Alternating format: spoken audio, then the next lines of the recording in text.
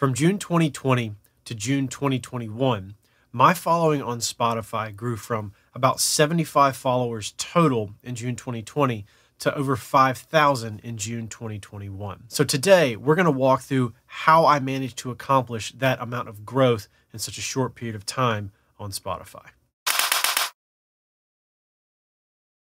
Now, if you're new here, my name's Tom, and on this channel, we talk about music marketing, branding, business, and a host of other things that are going to help us move from making music as a hobby to making music as a business. I started releasing music as an independent artist in 2019. Now, from the beginning of 2019, when I first started releasing songs, until about the midpoint of 2020, I was relying pretty much exclusively on playlisting to get people to listen to my music. And in that time, I went from 0 to about 75 followers in total on the platform on Spotify. But since June 2020, I have switched to using exclusively Facebook ads to grow my streams and my followers on the platform, and have started to skyrocket by comparison. Within the year from June 2020 to June 2021, I earned over 5,000 followers on the platform, and as of today, September 1st, when I'm filming this video, I now have almost 6,600 followers on the platform. As you can see, Facebook ads has definitely changed the game on how I'm growing as an artist on Spotify. So let's dig into Spotify for Artists and look at how this growth has occurred. Now, before we dig into these stats on Spotify for Artists, let me say I did change my artist name on Spotify at the end of the summer last year, which if you want to learn more about that, you can check out this video right here. So some of that historical data that was under my old artist name is not present here, but you'll still get a pretty good idea of the amount of growth that I've seen ever since. So these are my followers on Spotify, and you can see it's just a curve that has continued to climb increasingly upward. The real sort of intense upward turns started to happen in January of this year. Between June of last year when I started running ads and January of this year, I got to about 1,300 followers, and then things really started to turn upward. And this year I have gotten 5,000 followers between the beginning of the year and today's date just by itself. Now you might be asking yourself, why do followers matter? What's the big deal with this? So you have a bunch of followers, like, way to flex. Well, let's look at the streams in conjunction with this. If you look at the streams, first of all, you can see where I've released songs where there's been a big bump in traffic, but also you can see that overall, the amount of streams per day is slowly but steadily increasing over time. We can see this general upward trend in the number of streams per day, this intense upward trend of followers over time, and we can see that the amount of listeners I have each and every day is steadily increasing as well. So from this, we can draw the conclusion that more followers equals more listeners equals more streams. So if you can get people to your profile and get them following you, not only will they listen to your existing music, but they're also more likely to listen to every new release that you put out in the future. So how did I do all this? As I said before, I used Facebook ads exclusively to initiate this type of growth. As I also said before this, I was only using playlisting. I got just about 0 followers. I would hit some streams sometimes, but for the most part, it was pretty much a miss and a waste of money. So let's take a look at Facebook's ad manager, and I'll show you the exact campaign that I've been running to get this amount of followers in this span of time.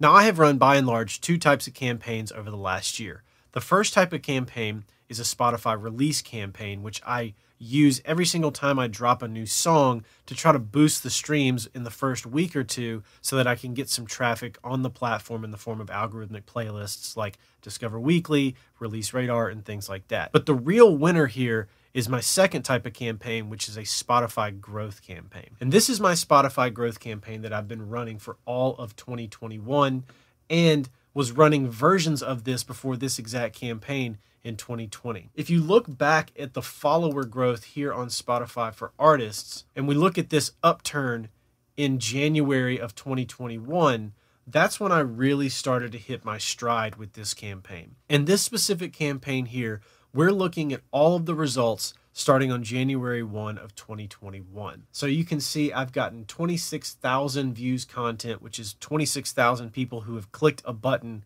on my landing page to go listen to my music. I'm getting 9 cents per view content on average, which is just insane.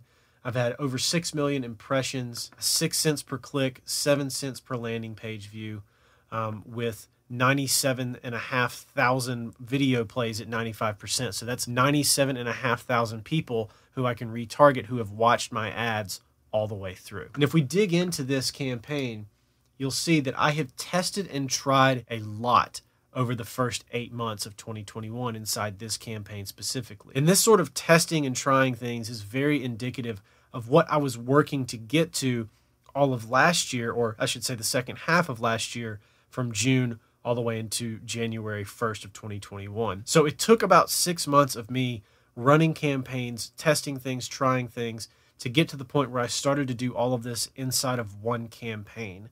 Then once I started doing it inside of one campaign like this is when I really started to see great results. So right now I have these two ad sets that are on running, Hero Trigger Cities and Lions Trigger Cities. They're converting at about 7 cents and 8 cents per view content, respectively.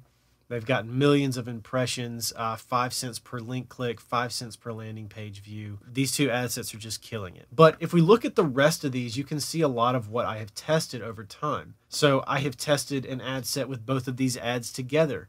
I have tested a different targeting ad set for Hero, Spotify territories expanded. Same for Lions, Spotify territories expanded. This is all of the countries where Spotify was available at the time. I've tried trigger countries with Lions. Each release I've put out this year, I mentioned before that I have released 3 songs in 2021, a song called Lions, a song called Holding On, and a song called Hero. For each of those releases, I have tested multiple ad sets every time I drop a new song inside of this one against the incumbent ad set that's performing the best at the time. What I've done here is what I like to refer to as the make it, take it method of music marketing. Essentially what I do is every time I drop a song, I do a little head-to-head battle between ad sets. Whatever ad set is running, I leave that going and I take the new song, put an ad set against that one, and let them duke it out for a week or two. And whichever one wins, whichever one converts at a lower cost, gets more conversions, gets more listeners, I leave that one running and I turn off the other one. It doesn't matter which song it is. It doesn't matter which ad it is. Whichever one wins is the one that I stick with. And so all of these ad sets are repeated make it, take it matchups that I have run against incumbent ad sets, existing ad sets. And over time, the two that have continued to win are this Lions and Hero ad set at the top. And the reason I have both of them running is because they're converting at such a low rate, 7 cents and 8 cents, might as well keep them both going at the same time. So this is what growth from 100 followers to now 6,500 followers on Spotify has looked like. It's constant trial and error, constant introducing new ad sets and new creative and new targeting options against the existing ones to get that cost down over time. And every time I have a winner, I keep that one going. So this is why I call it the make it, take it method of music marketing. It's kind of like playing basketball. If you ever play pickup basketball, you score a point, you get the ball back. You score a point, you get the ball back. Same concept applies here. Whichever ad set wins, I am impartial to which one that is. That's the one I keep going. This process has generated tremendous results for me on Spotify. I know some of you out there are probably asking, well, when do you make a profit? How are you going to stop losing money? Because right now you're just spending money on ads and you're getting followers and that's great, but you're still losing money. By my math, over time, this will work out. If I'm at about 6,500 followers now, and I'm about halfway to the number of streams I need to earn that $10 a day, that tells me that when I get to about 12,000 followers, probably somewhere between 12 and 15,000, 20 to 25,000 streams per week, then we'll be breaking even. Then the ads are paid for, and then I have a free marketing outlet that is covered by the amount of money that I earn from my streaming. So this is why growing followers on Spotify is such an important asset, both to your growth as an artist and financially for you as an artist as well. So if you want to take everything out of this playbook, there's a bunch of videos on my channel that cover all different corners of this sort of stuff that I am trying, that I am utilizing to grow myself as an artist. So dig in, look for videos that spark your interest, and go down the rabbit hole. And before I let you go, if you don't subscribe to the channel, make sure you hit that subscribe button. And at the end here, I'll leave up a couple videos on this kind of thing that you can check out. And as always, thanks for watching, and I'll catch you on the next one. Peace.